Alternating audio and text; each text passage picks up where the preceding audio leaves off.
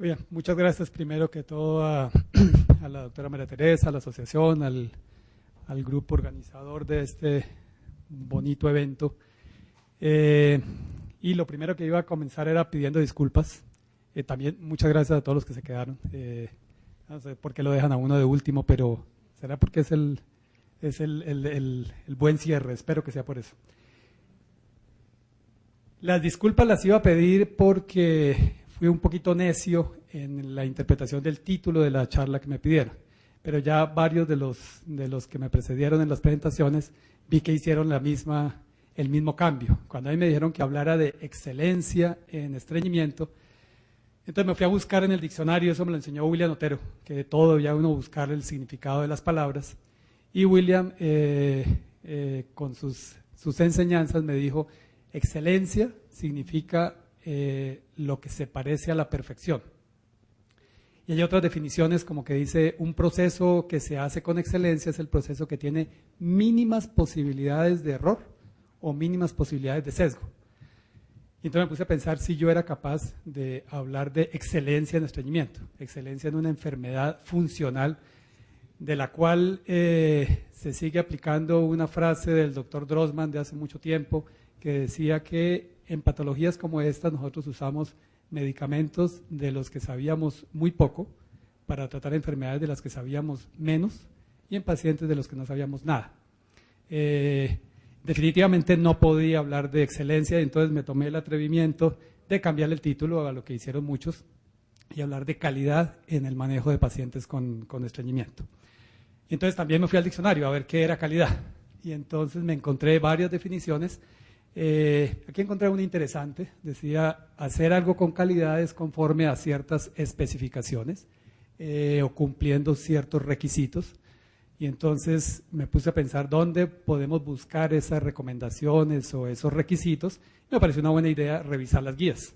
Ahí está todo lo que debemos hacer.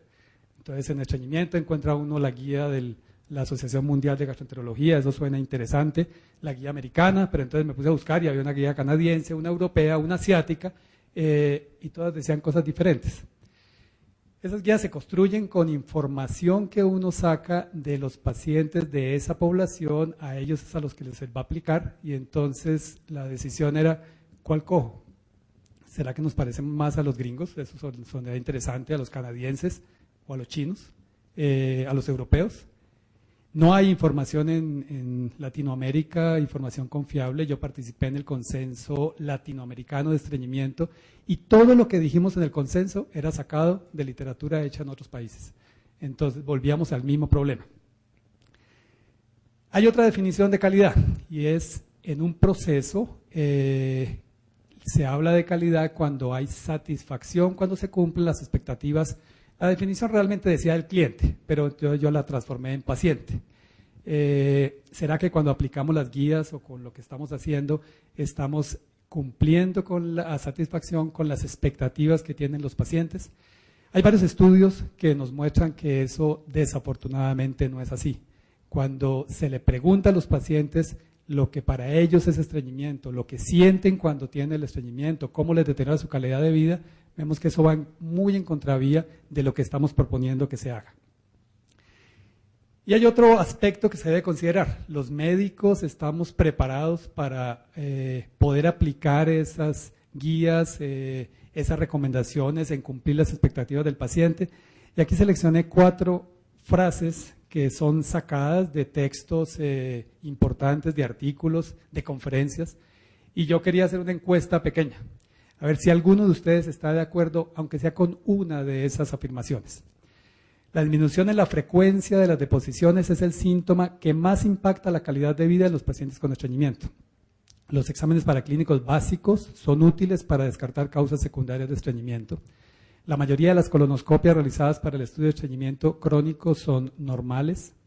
Y los nuevos esquemas de tratamiento con recomendación grado A tienen unos porcentajes de efectividad que se aproximan al 80%. La encuesta es fácil. Si están de acuerdo al menos con una de esas afirmaciones, pues de pronto van a encontrar algo interesante en la revisión que voy a hacer.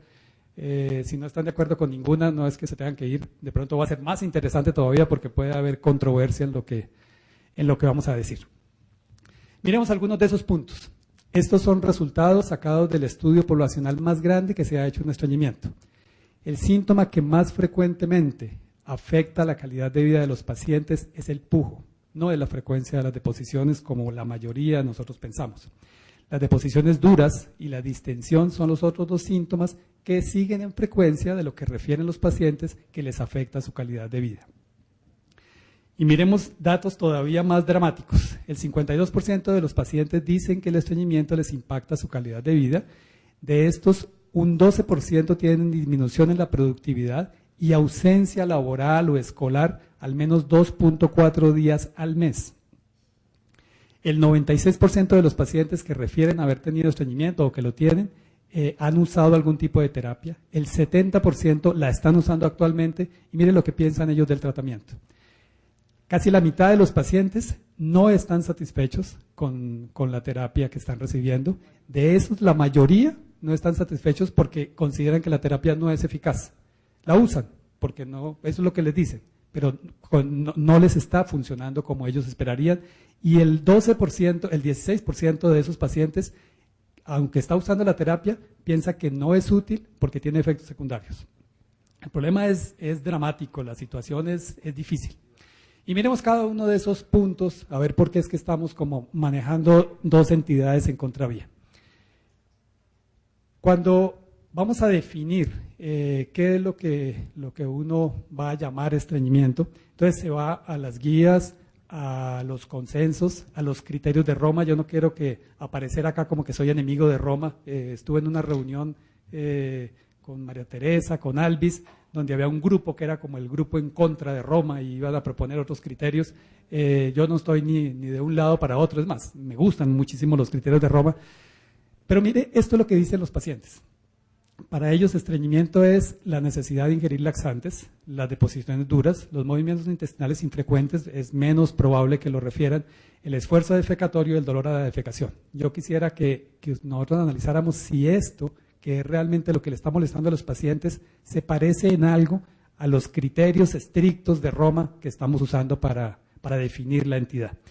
Hay un artículo muy interesante que el título solamente nos dice lo que concluyó el autor. Es un artículo que no es reciente, pero él dice: cuando yo reviso lo que dicen los criterios diagnósticos y lo que dicen los pacientes, pareciera que estuviéramos manejando dos enfermedades completamente diferentes.